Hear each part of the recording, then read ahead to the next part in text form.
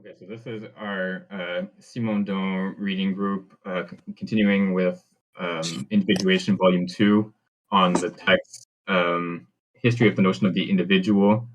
So last time we read, let's see, the beginning of the 19th century section, where Simondon talks about this uh, sort of distinction between the order of succession and the order of simultaneity now in the realm of the social order, as opposed to earlier it was a distinction in the realm of the individual between like Plato and Aristotle, for example.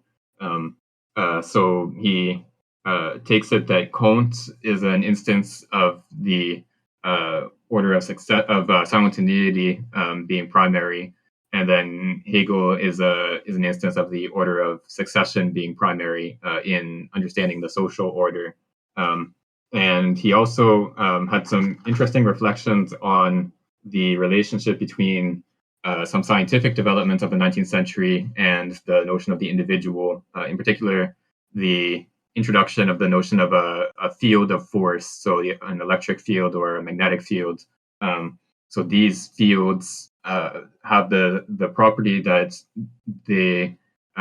an individual in a field is both acted on by the field and also participates in forming that field. So if you have a magnet in a magnetic field, the magnet contributes to the formation of that magnetic field, but is also affected by the magnetic field outside. So there's a sort of reciprocity between the individual and the surrounding of the individual.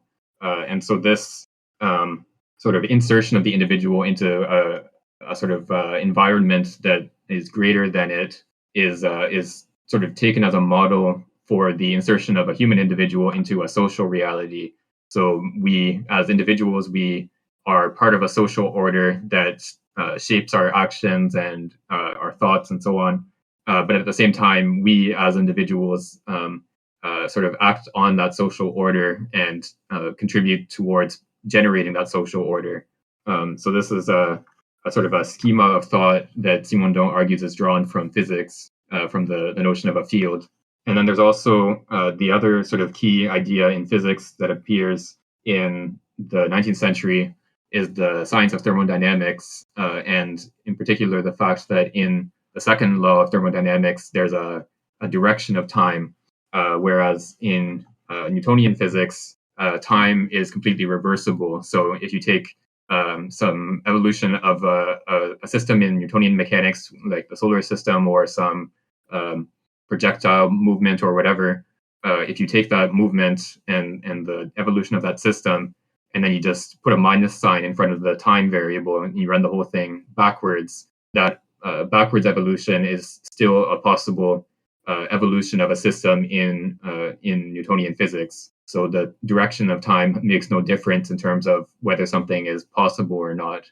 Whereas in thermodynamics, of course, we have this increase of entropy as time flows, or entropy increases with the direction of time. So a thermodynamic process is not reversible in the way that the Newtonian mechanical process is. So some sort of classic examples are if you take a hot piece of metal and stick it into a bath of cold water, the metal will cool down and the water will heat up until they reach a thermodynamic equilibrium.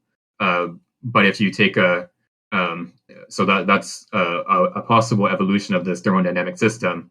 But the reverse evolution, where you have a bar of metal in a bath of water that are at the same temperature, is not going to evolve into a hot bar of metal and a cold bath of water unless there's an external source of energy. So the reverse evolution is not a possible thermodynamic evolution.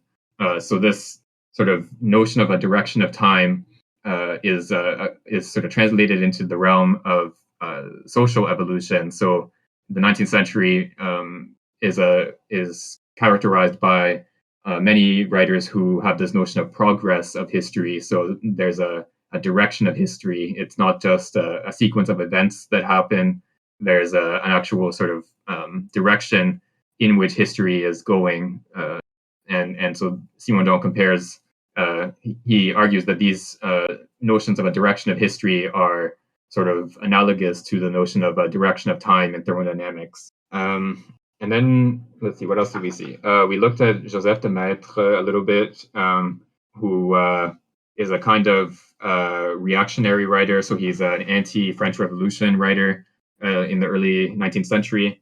And he, I mean, I don't know him well. I only know him sort of secondhand, but he has this idea of the individual as being inserted into a variety of different sort of fields of force. So there's the human individual is part of the domain of nature, and so is subject to natural laws. But there's also for de Maistre this idea that the human individual is incorporated into a supernatural order as well, and this supernatural order serves as sort of the basis or the structure in which human institutions are formed. So the like the pre-revolutionary state in France, the monarchy, and the distinction between the nobility and the commons and so on, all these elements of this order are sort of inherited from this supernatural order. And so trying as a human individual to change the order of society and create a better order is a kind of hubris or arrogance of the individual who sort of is contravening the supernatural order in which we are inserted. So this is his sort of general picture of why the French Revolution was not good in general. Okay, so we will continue on this sort of counter-revolutionary tradition today. So we can start reading on Bonnade. If someone else would like to read from that section. Yes, I can read. Should I do Bonnade and Lamennais, or should we just do Bonnade? Yeah, let's do both together. Yeah. Okay. Bonnade. Bonnade's supernaturalism searches between the individual and supernatural reality for several mediations, which have a mysterious character superior to any artificial construction of the individual or of society. In the order of knowledge between ideas and the human individual is found language, which, far from being an arbitrary convention, is of divine institution. Language is the word.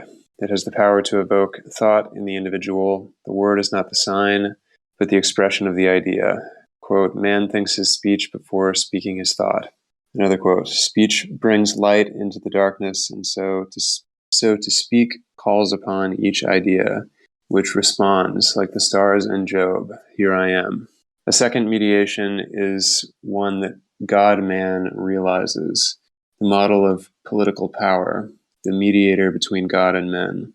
The fixity of power in a family ensures for this mediation a character of permanence and very great stability. The family is in fact the fixed and unalterable quote-unquote natural society, which is the model of civil society.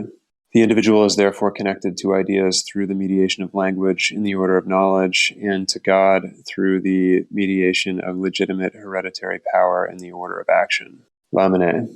Lamennais seeks to expand this participation of the individual to the supernatural by fleeing, on the contrary, from the mediations that Bonnade sought, or rather by taking them into society as a whole and into history as a whole. Revelation did not take place at a precise moment in time. It has not been given to one church alone. It has been given to all humanity throughout all history, and is now contained in the general beliefs of humanity. The indifference in matters of religion, which is a veritable intellectual and moral suicide, comes from an unlimited and excessive confidence in the individual in himself. In fact, the individual must have recourse to this mediation that humanity is. According to the 13th chapter of the Essay on Indifference in Matters of Religion, the isolated individual can attain nothing but misleading evidence which appears to Descartes when he is completely isolated from the world and from his peers. Quote, Descartes demonstrates nothing. To say, I think, is to say, I am thinking, is to posit as certain what one wants to prove. Madness is precisely an absolute isolation of the subject that involves an invincible, individual, yet erroneous conviction. certainty can be found only in common reason. Quote, I call authority this common reason, unquote. The axioms themselves are recognized as true because they strike the reason of all men equally. Unlike for Bouffier, it is no longer individual faith that founds common consent and common sense. For Lamennais, common sense is a criterion by itself and does not need support. Quote, the Catholic faith and human reason rest upon the same foundation and are submitted to the same rule, such that, lest one fall into the most absurd inconsistencies, one must either be Catholic or renounce all reason, unquote. Indeed, Lamennais' formula is the same as that through which the Church regulates beliefs, quote, quod semper, quod ubique, quod ab omnibus traditum est, unquote, which is translated as what has been handed down everywhere, always, and by everyone. Lamennais considers that religion constitutes the substructure of society, quote-unquote social conscience, according to the expression he uses in a letter to Mazzini. Only the people, as Lamennais thinks after 1830, can be the instrument of its own liberation, thanks to the appearance, quote, of a powerful religious faith that will doubtless be born, but the seeds of which we will hardly perceive, unquote. The universe manifests everything that a finite being can have of the infinite, according to the Essai d'un système de philosophie catholique. In nature, there is a gradation of beings that respects a trinitary structure. All creatures are an image or a trace of the divine Trinity. Each singular body supposes a force or power that posits it, a form that designs its contours and determines its properties, a life that perpetually connects force to form up to man, who is an active, intelligent, and loving being. I guess what is a little bit interesting about Lamennais is that he seems to see reason, common sense, and faith as all aligned, as opposed to, I guess, earlier reactionaries who were irrationalists in one way or another because they saw reason as always ending in atheism or as sort of like always ending up in opposition to common sense. Yeah, I mean, I only know Lamennais from this passage here in Simondon, so I can't really comment how accurate Simondon's explanation is. But it looks like for Lamennais, there's this idea that the common beliefs of humanity are what reason will end up at if it's sort of used properly, and it's only this sort of arrogant or individualist reason that has the appearance of being opposed to faith and the common beliefs of humanity. So reason in its proper use will lead to the same results as faith and the common beliefs of humanity. That's kind of Kant's position too. I just finished the analytic of the second critique, where he's the part where he says, like, even though it seemed kind of dodgy for a while there, like whether reason was going to end up critiquing faith, we should have faith in reason because it has brought us back to where we started, essentially, which is just, belief in God, freedom, and the soul. Yeah, I mean, Kant is an interesting case because he, like even in the preface to the first critique, he says about how we need to limit knowledge to make room for faith.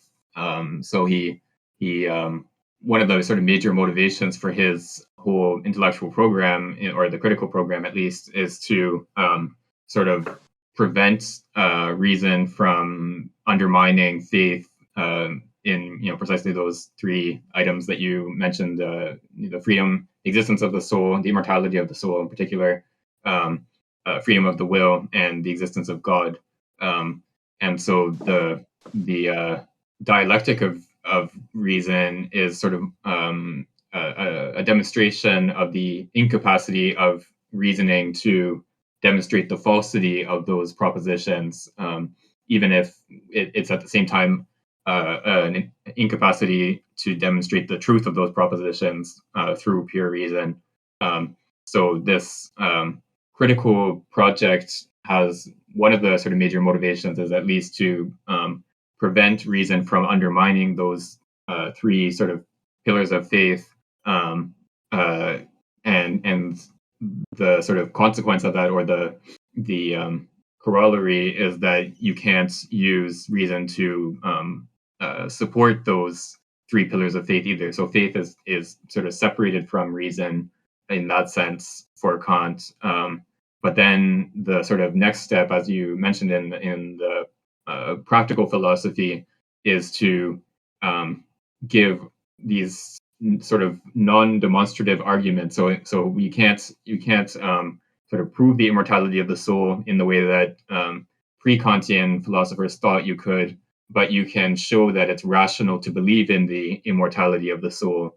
And likewise for the other principles. So there's a kind of sort of detour that ends up at more or less the same place as you started off. So yeah, I think it's an interesting comparison here between Lamennais and Kant. It kind of makes me think of that what we were talking about earlier before we started recording with the Deleuze on circular motion, like the transgression in the first critique that results in the reconciliation, and halfway through the second, in the same way that maybe Deleuze would say of Aeschylus's tragedies. Yeah, that's interesting. And also because, like, in the first critique, the Kantian conception of time is what Deleuze will depict as this linear picture of time, the time as a straight line, as opposed to the circular conception of time that we find in classical authors, Aristotle in particular. So Kant has this sort of one side or one element where he puts forward this linear image of time, but then he sort of takes it back and then returns to the circular conception of time, in that he sort of takes reason back to where it started from, and goes through this whole elaborate process of critique just to sort of reaffirm the beliefs that you started with before you undertook the whole critical project. So yeah, that's an interesting comparison. Yeah, good point. He's kind of both of the ways of thinking about time. Yeah, and that's one element that's I think interesting in Kant is this sort of tension between the two aspects of this project. Like he's definitely part of the whole Enlightenment tradition that sees reason as part of as a necessary component of human freedom. That by the application of reason to our lives, we free ourselves from dogmatism and sort of unthinking tradition and so on. So he's definitely part of this Enlightenment tradition. But then at the same time, he also has this kind of counter-Enlightenment aspect, in the sense that he wants to limit the capacity of reason to undermine the principles of faith. So we apply reason to phenomena, to the realm of appearances, and we have this sort of Enlightenment project in the realm of appearances, but we have to limit the pretension of reason to go beyond the realm of appearances and undermine faith at the same time. So there's like an Enlightenment project and a counter-Enlightenment project that are sort of intertwined with each other in Kant. Interesting. Yeah, that's a really good way to put that. Okay, so let's go on to the next section. Ollie, would you like to read the next section on? You can read. Let's just read the one section on Destutt de Tracy. Okay, thank you. Sure. So Destutt de Tracy, is that right pronunciation? De Tracy. Tracy, okay. Yeah. The idéologue Destutt de Tracy, with Destutt de Tracy, this rule of faculty of knowledge that allows the individual to situate himself. His analysis of voluntary effort was taken up again by Maine de Bihan. Perception of the belief in the exteriority of objects would be impossible without the feeling of resistance that our voluntary movement encounters when it is applied to matter. Quotes, will make our muscles contract, and we are warned by our feeling. Soon, many experiences teach us that the existence of this feeling is due to the resistance of what is called matter. And we certainly recognize that what resists our will is something other than our sentient virtue, our wills, and that therefore there is something else besides this sentient virtue that constitutes ourself. If our will had never acted directly and immediately on anybody and anybody, we would never have doubted the existence of bodies. End of quotes. In the same way, language is not made of words, static realities. As Destitute de Tracy says, language is essentially discourse, and the word is initially discourse, manifesting an activity, a will. The first sign is the interjection that already utters a judgment.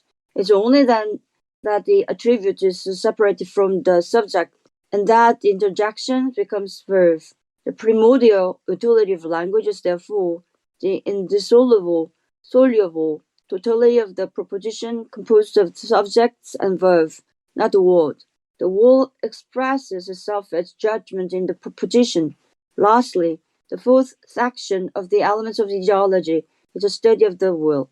The first is to discover how desires in the individual and their conformity or opposition to the true conditions of our being. The genesis of love is studied in this section, and this study was utilized by Stendhal. The second part studies the way the will exerts its effects in action to provide for our needs. This study is important because the Tracy envisions the relation through which the different states of society and labor act on the individual. There's association, the corporation, the family have different actions on the will. The will is therefore, in fact, an individual faculty, but it receives the influence of the social structure, and the individual will is modeled by social forms. Destitute Tracy borrows significantly from the economist to say, who shows a preoccupation with the knowledge of de facto states and of the individual's integration into the social dynamic. It is through the infinitely varied reaction of the regime of the will that the individual is inserted into the field of social forces. Right. Yeah, so a couple of interesting points here about Destutt de Tracy are so this notion of the will and voluntary effort as sort of our mode of access to the external world. This is a sort of a kind of tradition of this doctrine that we can already find it in Condillac to some extent. So he has his treatise of sensations where he gives this thought experiment of I think, and we saw this a little bit in one of the earlier sections, this thought experiment of a statue in which the different senses appear one by one, and so Condillac argues that as soon as the statue has the sense of touch, so the capacity to recognize, to experience the sensation of touch, then this statue will have knowledge of the external world, or will understand that other entities are distinct from it, whereas the other sensations don't produce this understanding in the statue. And so here it's a slightly different argument in that it's not just the sensation of touch, but it's the sensation that accompanies voluntary effort. So it's the action of touching something or pushing against something, and the experience of the resistance of the object that you push against. This experience of resistance is what shows that there's something opposed to my will or distinct from my will, and so there's some entity outside me because I experience resistance when I try to perform a certain action, and then Simondon mentions that Mendebirant takes up this conception later, so there's this sort of tradition that runs through like late 18th into early 19th century French philosophy in particular about this doctrine that the feeling of effort is the basis of our understanding of the world as being distinct from ourselves. And then the other interesting point here is this analysis of language as language as consisting essentially in expression as opposed to representation. So if you conceive of language as consisting primarily of representation, then you would think of sort of the fundamental element of language as being the word that represents a certain object or a certain action or a certain property of an object or whatever. So the basic element of language would be the word that represents something, and then the sort of problem that you have to solve is how the different words combine with each other and the different representations that those words uh, perform are combined with each other to form a more complex entity like a sentence. But then this alternate account of language that we see with Dastu de Tracy, and this probably goes back to Rousseau and Herder, people like that, this idea of language as expression. So in this conception, the sort of element of language is the interjection as opposed to the word. So in some sort of interjection, you have a speech act performed sort of indissolubly. You have one expression or one utterance that performs a speech act without being composed of parts. And then the problem for this sort of approach to language is to break up that unity of the speech act into components. So to take this interjection and to transform it into a complex expression that has parts like a subject and an object or a subject and a predicate.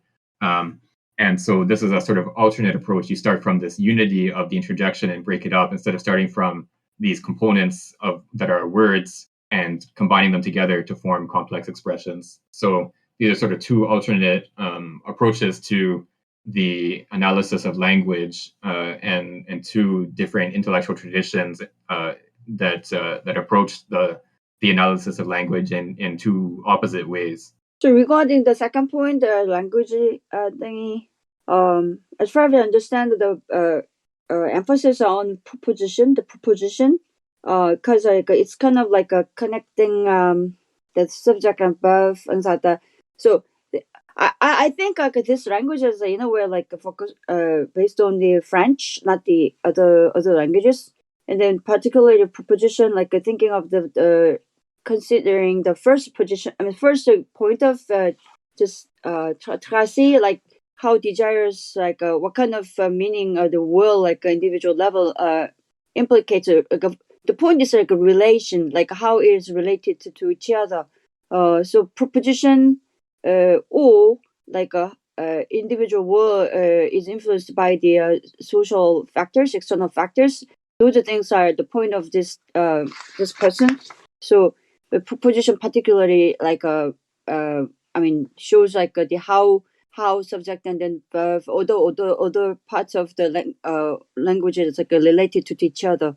Yeah, so the sort of analysis of language here is definitely based on the languages that were familiar to European scholars of the early 19th century. So French, English, German, Latin, and then Greek probably was the sort of main points of comparison. But one sort of point of clarification that I think is important here is that the proposition.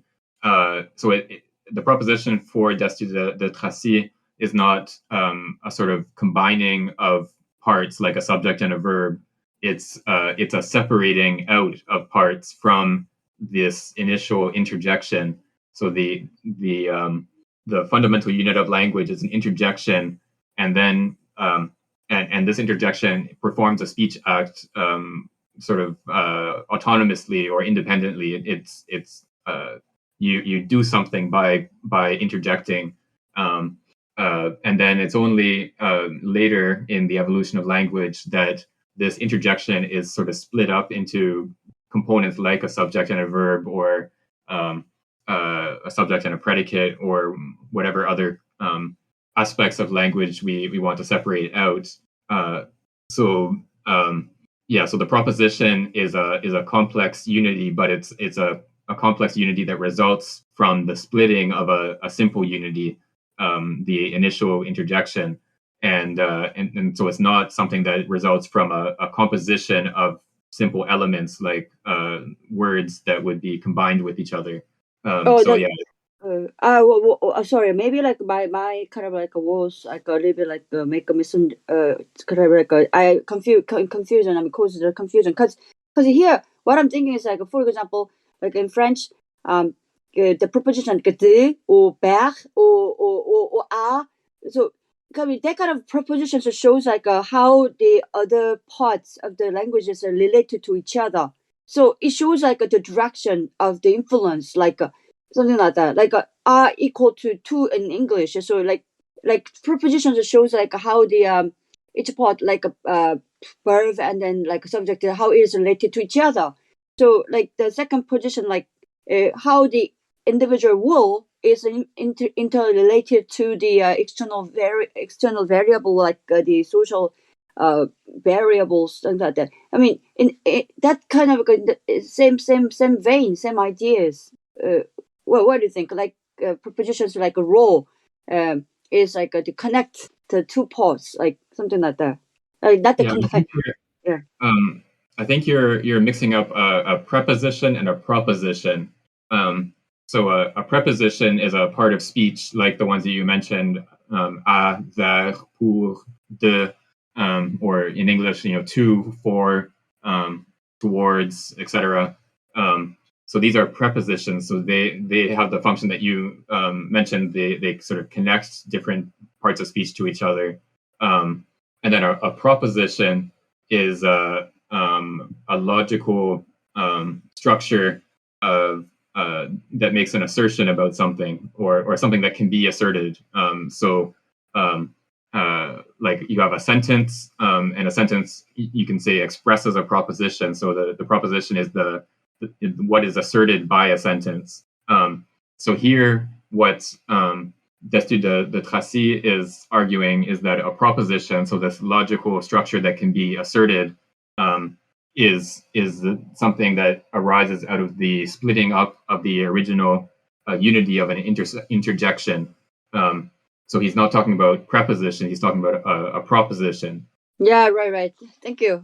Thank you so much. Yeah, it's a sort of a difficult point because the two words are so similar to each other. But yeah, it's good that you pointed that out. And then yeah, so the connection between these 2 points, between the original sort of interjective or expressive function of language, and then the notion of the will and the sensation of effort as being primary in our knowledge of the external world. I think you're right that there is a connection between the two, because as I mentioned, this sort of expressive function of language is a kind of action. So in expressing ourselves or in uttering an interjection, we perform an action of some kind. And so action and the will are, of course, intimately connected with each other. So, we think of an action as something that you perform as a result of your volition, of your will. So you want to do something, and then you sort of exercise your will to bring about the performance of that action that you wanted to do. That's sort of like our, I guess, common sense picture of how action works. And so we can conceive of this sort of initial unity of the interjection, this sort of fundamentally expressive nature of language, as analogous to the sort of original unity of the will, and then the second stage where language sort of splits up into subject and predicate and so on. We can conceive that as analogous to the separation between myself and the external object that resists against my will. So in each case, we have this sort of primitive unity or initial unity that is split up into components. And so the complexity that we observe in our everyday lives and in our language is the result of a splitting and separation as opposed to a combination in both sides. Okay. So let's go on to the next section. I can read this section. Let me get a drink. Okay. Cabanis. Cabanis wants to connect the study of the individual to that of physiology, since the individual is a whole composed of body and soul. This point of view will also be that of Auguste Comte, who will make the analysis of the human faculties a chapter of physiology. For Cabanis, ages, sexes, temperaments, sicknesses, climate have a very large importance through the influence exerted on the intellect and mores. The individual finds his unity in organic sensations, which are independent of internal impressions and constitute instinct. It is in this way that Cabanis explains the suckling movement of the newborn and the spontaneous acts connected to the reproduction of the species. Instinct is the result of impressions received by the internal organs. The movements of instinct are comparable by their organization, their systematization, to those of the reflexive acts. They are not reducible to simple irritability. Their condition is a felt internal impression, just like the external impression that precedes acts, and not as an element of sensibility that would have first passed through consciousness. Consciousness is not the exclusive and distinctive characteristic of sensibility. Sensibility determines a number of important and regular functions without the self having received any warning. Organic changes in circulation or digestion have an unperceived influence on consciousness. After amputating the nerve innervating a muscle, the excitation of this muscle exerted locally produces the same movement as before. By following this path, Cabanis does not refuse to accept Van Helmont's hypothesis according to which there are several centers of sensibility which each have a kind of partial self. The affirmation of the strict connection between the soul and the body is expressed by an invitation to consider the individual as composed of a plurality and not an absolute plurality, but not an absolute plurality. This plurality consists of partial centers that each realize a certain unification within a particular domain. Individuality occurs in several stages and involves a synergy of functions of unification. This idea is quite rich and quite fruitful. It breaks with the substantialist representation of the individual being. It leads to studies that go all the way to those which are properly biological but extremely important for reflection, of Sherrington with the law of integration. This distinction of centers of partial unification in the individual makes it possible to avoid the dualism and bisubstantialism of the soul and the body. No doubt, in a certain sense, the continuity of the activity of the internal organs as opposed to the discontinuity of external impressions. But while in Men de Biran and Bichat, this duality is an irreducible given, Cabanis, on the contrary, considers that thought is a cerebral function, just as digestion is a function of the stomach. Quote, if thought differs essentially from animal heat, just as animal heat differs essentially from chyle and semen, it will be necessary to resort to unknown and particular forces to bring into play the thinking organs and to explain their influence on the other parts of the animal system. There is a unity of, unquote. There is a unity of nature. Various bodies, inorganic and living, consist of the same matter. Their various manifestations are due to the different way in which their elements are combined. There is no difference between the influence of the moral on the physical and that of the organs on one another. It is merely a particular case, as Mémoire 11 asserts, whose title is The Influence of the Moral on the Physical. Nature has within itself the necessary and sufficient conditions of its progress. The physical contains the principles without which our inclinations and our intelligence would have no direction. The moral could be isolated only by an artificial abstraction. Quote, sensations can be conceived only connected to one another and dependent on organic functions. Unquote. Thus, at the same time as the individual loses his substantiality, he gains through his activity an extremely strong constitutive role.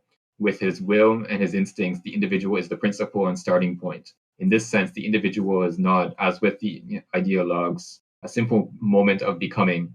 He expands his power to act and discovers his capacity in another way than that of messianism and the synthetic vision of the world, with a participation in supernatural forces. The individual is the being who can take an initiative, who can construct his life, who affirms himself unconditionally. He does not participate in a reality, he is an agent.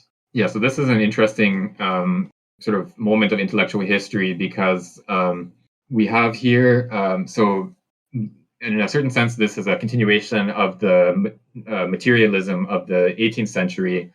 So this idea of thought as a cerebral function in the same way as digestion is a function of the stomach is a sort of straightforward materialist proposition. But at the same time, it's a kind of I don't know, I guess holistic materialism as opposed to a sort of mechanical materialism in the sense that there's an idea of the organism as being unified and integrated and acting as a whole unit as opposed to sort of breaking down the individual into component parts and then having those parts interact with each other mechanically. So it's a materialism that sort of recognizes the specificity of organic life, of the structure of an organism, as something that acts as a whole and not in terms of these parts that interact just mechanically. Um, and then and so this means that there's a sort of downward causation is the term that's used in contemporary uh, philosophy of mind. So the moral side or the intellectual side of the human being is capable of acting on the physical side, and so intellectual operations or properties of a living being sort of work downwards onto the physical properties of that being. But the whole system, this whole living being, is a material entity, and so there's nothing sort of supernatural about this downward causation. It's just the sort of complicated interaction of the parts of the entity with each other. This kind of made me think of at least the Freud of beyond the pleasure principle, and the idea that the ego basically carries around with it all these incompletely formed would-be egos that are somehow associated with inadequate kind of trauma responses, which act in a hidden way in conscious life through something like repetition compulsion. This kind of seems like a physical. This idea of multiple centers of cognition, kind of a physical, or I guess Freud would be like kind of a psychic version of Cabanis. I'm not sure how to pronounce that. Yeah, I think that's an interesting comparison, because I was going to mention this notion of sort of multiple centers of cognition and cognitive life as being something that goes beyond consciousness is something that is sort of reappears in contemporary cognitive science and neuroscience. I've been reading Stanislas Dehaene's book on consciousness, and so in that book he argues, and on the basis of a lot of different experiments that have been done over the past 30 years or so now, I guess, since the 90s, that show that, for example, you can display an image for a few milliseconds, or a fraction of a second, a tenth of a second or so, and then show another image shortly after, and the subject observing doesn't consciously recognize the first image, so they respond only to the second image that is presented for a longer time. But then you can still show that the subject's performance on recognition tasks related to that first image is better than chance. So the first image that the subject doesn't consciously see is still processed in some way in the brain, and the subject, even though they don't have any conscious awareness of what the image was, they still are capable of sort of recognizing. Like they'll be quicker to respond with a word that matches the image as opposed to a word that doesn't match the image, for example.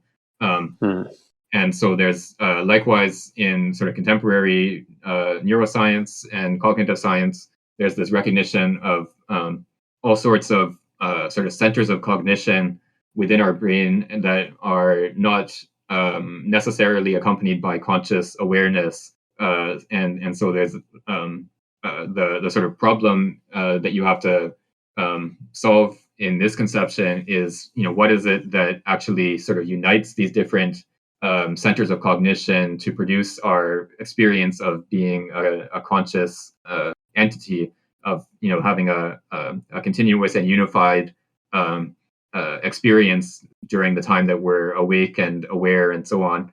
And so that's sort of like one of the key problems in the neuroscience of consciousness is how do these different we have in our brain there's like a million different sort of centers of processing going on at any given moment that are assembling visual information, assembling auditory information, monitoring the state of your body. All these things are going on at the same time, and only a very small portion of that ends up being sort of joined together to form an experience that we are consciously aware of.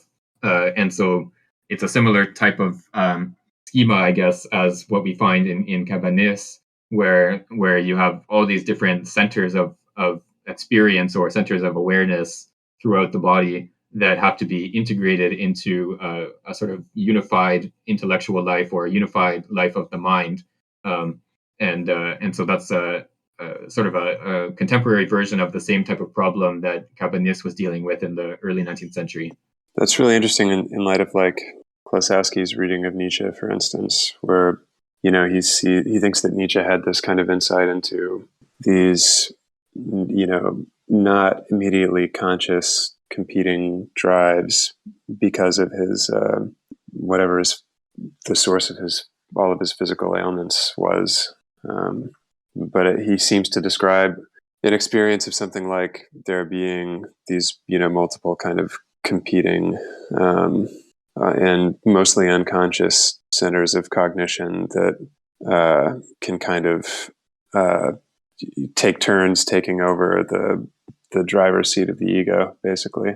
Yeah, and Nietzsche is an interesting case because he, I think, so you're right. He depicts the sort of elements of the unconscious life of the mind, or the sort of the realm of mind that surpasses the conscious realm, as being drives.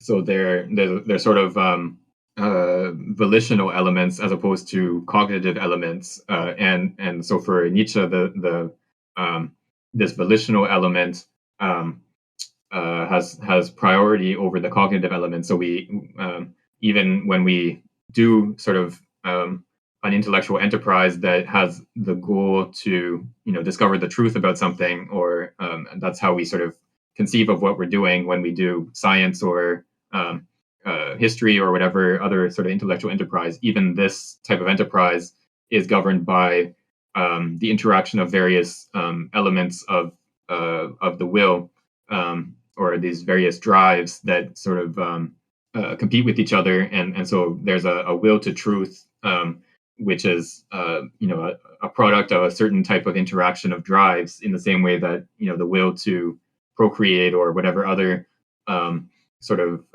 actions might result from the interaction of elements of the will. There's an interesting sort of prioritization of the volitional elements in the mind over the cognitive elements in Nietzsche. Thanks. Yeah, that's an interesting contrast. I didn't think about it that way. And that's like within contemporary neuroscience, there's been to some extent a movement towards what's called affective neuroscience, which because there's been a sort of predominance of looking at the cognitive aspects of the brain and the mind throughout at least the 20th century, and going back further probably as well. So to see that you have these analogies between the brain and a computer, for example, are sort of standard analogies. And the idea is that the brain is primarily an information processing device. For example, it takes in information about the outside world and does stuff to it, and then creates a model of the world and things like that. But then there's this whole other side of the mind that is sort of left out by that picture, which is the affective side. So obviously, our experience of ourselves and of the world is not just one in which we sort of cognize things and determine that this entity has this property or whatever. We also have an affective experience of ourselves and of the world. So we, at basically any time of our lives, you have some sort of determinate affective state. You're either in a good mood or a bad mood or a neutral mood.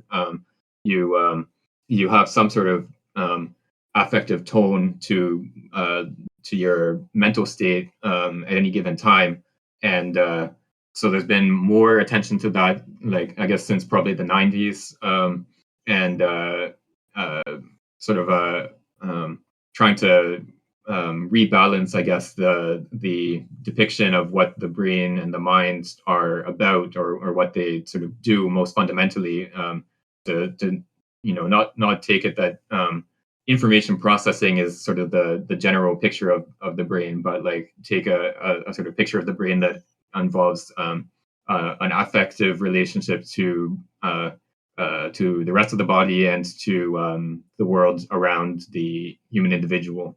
I'd like to ask a question to clarify my understanding here. As far as I understand, that he kind of be regard thinking processes like based on materialism, so that is the thinking or intelligence or like a will. Everything is like from the brain, like so that's not entity. That's just like a faculty without the brain or without something material thinking thoughts or the will. That's impossible, right? I mean, based on his opinion, that is it, right? First, like Yeah, I think that's right. He's arguing that so he's opposed to sort of a dualistic approach to understanding the mind. So there's no such thing for Cabanis as a separate substance that would be the soul or the mind or something like that is distinct from the body. So our intellectual capacities are products of the brain in the same way that our capacity to digest food is a product of the stomach. So there's an opposition to Cartesian dualism. yeah. So if that is so, then if you go to the last part, like the point here, then the human being is not the element of the whole universe, and but the last line is like he is an agent, so which means like the individual itself is like a composition of every faculty, and then it functions as a kind of like the whole thing. Is it right understanding? Like, well, I mean, like as you said, like a stomach functions as it is, and then brain functions as this. All together, composes. I mean, some represents some kind of the whole thing. Like so, the reason why like the author, I mean, Simondong presents here like the individual is an agent, not the participant in reality. The individual itself is like the whole universe or whole thing, something like that. Yeah, I think that last line where he says that the human individual does not participate in a reality, he is an agent. So here, I think the point is to contrast Cabanis with the sort of reactionary writers that we looked at earlier, Joseph de Maistre, Bonnard, and Lamennais. So for these writers, the individual sort of gets its existence from participating in something beyond itself. So the social order, the supernatural order, and so on. Whereas now with Cabanis, we have instead this conception of the individual as being primarily, as consisting primarily of various activities. So and in particular the activity of the mind, or the intellectual activity, the activity of the brain, and so what the individual is essentially an entity that acts in a certain way, and so we can sort of classify individuals in terms of the types of actions that they perform or the types of activities that they perform. As opposed to sort of understanding individuals in terms of what kind of reality they participate in, which is the approach of those early 19th century reactionary writers.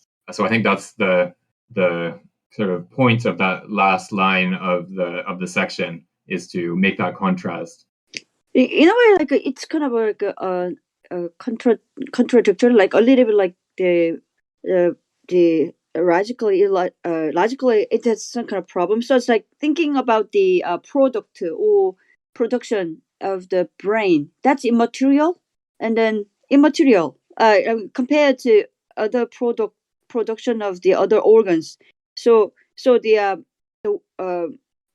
I want to say is, like, at the end of the day, like the ego or the will, it, of course, like that's kind of like some kind of production of the faculty of a brain, but that's different from the other production of other organs. Like it has a much more power, and then it's like a material, and also it's kind of like could last as long than other production of other parts.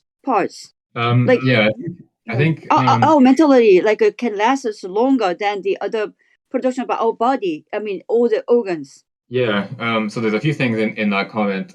So I think so. Yeah, the first part was the immateriality of the production of the brain. So the mind, if we think of the mind as being the product of the brain, or thinking as the product of the brain, this is something immaterial, as opposed to the way that the stomach produces, I don't know, the substance of the rest of our body through digestion. This is a material product. I think the way that, I mean, I don't know Kevin this very well. Like, I only know him secondhand, but I think the way he would respond to that is that we can see through the influence of the moral or the intellectual aspect of the human being on the body, that the activity of the brain is not immaterial. So because our moral or intellectual state has this capacity to change our physical state, that shows that the intellectual state or the intellectual activity is not something immaterial. It's actually something material. So the product of the brain, even though it's a very different kind of product than the product of the stomach, it's just as material. It has it's affected by the body, and then it affects the body in return. So I think, yeah, I think that's probably how he would respond to that. So we have to sort of rethink our understanding of what it means for something to be material, or understand our image of what thought is, and to think of thought as something material because it has effects on the body. It has a material activity. Yeah, you spot on. Like, right. At the end of the like the what's called like the production of the brain affects the body, other parts. Yeah, right. I understand. Yeah, I can understand. Thank you. Yeah, and then the other point was about the duration of the products of the products of the stomach have a sort of limited duration. So we eat something and then digest it, and then the next day we have to eat something again. Every day you have to keep replenishing the products of the stomach, whereas the products of the mind, you can sort of form an idea and then come back to it years later. You They have this sort of capacity to persist through time that the products of the stomach don't have. Yeah, I think that's right. So it's certainly true that we can sort of bring back an idea that we had years before, and sort of rethink something that we thought about years earlier. But I think yeah, I mean, it's a sort of complicated question, because there's a difference between something existing over a period of time and then being reactivated after a period of time, I think. So an idea that I have today, I might sort of forget about it for 5 years and then think of it again 5 years later. But in between, so between now and then when I think about it again, that idea is sort of has a potential existence. So it's something that I could think of if I wanted to, or if I had occasion to think of it again. But it's not something that I am actively thinking about. So the persistence of the idea is a kind of potentiality to reactivate that idea. So my brain produces an idea today, and then it retains the capacity to reproduce that idea later on. And so that's one that's one way that an idea or a product of the brain can persist through time. But another way, which is maybe more interesting or more complicated, is that I can sort of express my idea. I can take whatever idea or whatever product of the brain that I have and write it down in my notebook, and then I can go back to that notebook and find that idea again, or I can share that notebook with someone else and transmit my idea to another person. So this idea or this product of the brain can be transformed into something external to my brain. This scribbling on a piece of paper that persists through time as well, and then that's a different way for an idea to persist over time. So yeah, it's there's sort of alternate ways to for an idea to persist through time and be capable of being reactivated at a later date in a way that there isn't really an analogous persistence through time of the functions of the stomach. You can't sort of externalize the functions of the stomach in the way that you can externalize the functions of the brain in writing something down. So yeah, I think those are sort of disanalogies. So there are differences between the function of the stomach and functions of the brain, but I don't think they make a sort of difference in kind. So they're still the functions of the brain are still material functions, but they just have this capacity to be reactivated or reproduced in a way that the functions of the stomach don't. According to the information on the internet, like the Schopenhauer, like complemented his work. So I thinking about the work of Schopenhauer, like the kind of like I think that's kind of like the thinking. I would like to call it 20th century's thinking.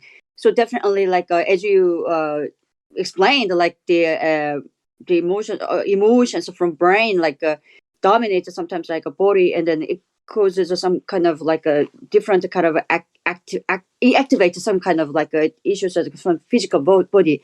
And the second thing comes to my mind is a Bergson, like a duration of memory. So maybe we can think more about that with the idea of the duration of Bergson. And the third thing comes to my mind is like there's a futuristic movie. I can't remember the title, but the scientist is like had like the death of his wife, beloved wife, and then tried to take out the wife's mentality, like the intelligence at the brain, I know the mental part from the actual physical body, and then try to keep at a computer as a data, and then the living organism, the wife is like the intelligence is working in the computer. That was the main point of the futurist movie. So these are three things that came to my mind, and maybe like it has to do with each other. Yeah, I mean, there's a lot there in those different comments, and I know Angus has to leave pretty soon, so I don't want to sort of get into too much of that.